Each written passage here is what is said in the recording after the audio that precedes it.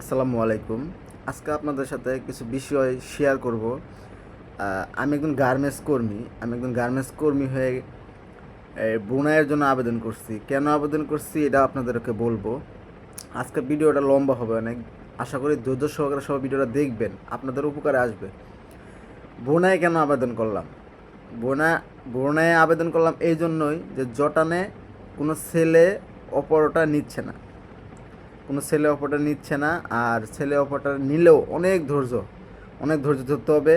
যারা জটানে যেতে চাচ্ছেন, যে ছেলে ভাইয়েরা, তাদের অনেক যদি ধৈর্য থাকে তাহলে যেতে পারবেন, অবশ্যই চেষ্টা করতে থাকেন। কিন্তু আমার তো ধৈর্য নাই, তাই আমি জটানে চেষ্টা আর করলাম না। আমি ব্যর্থ 6-7 মাস চেষ্টা করার পরেও। আচ্ছা, আমি বোনায় কেন আবেদন করলাম? এই কারণে বোনায় আবেদন করছি যে সাধারণ ওয়ার্কার, মানে জেনারেল ওয়ার্কার, তাকে বলা হয় সাধারণ ওয়ার্কার। এই জন্য আমি বোনায় আবেদন করছি যে ওই বোনাইয়ের ডলারের $20 প্রতিদিন বেতন, মানে ওটা দিন হাজিরা।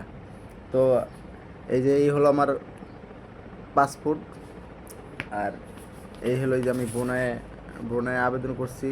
হ্যাঁ, বোনায় আবেদন করছি, এটার আবেদনের কপি। এটা হচ্ছে আমার সিবি। এই যে আপনারা হয়তো অনেকে বিশ্বাস করবেন না, এটা হচ্ছে আমার সিবি।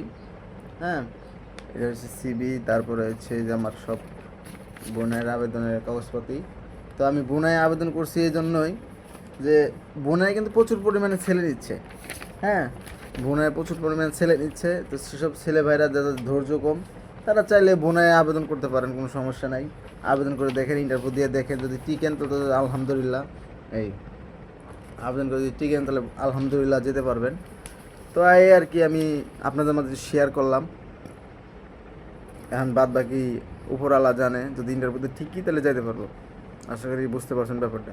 আসসালামু আলাইকুম, সবাই ভালো থাকবেন।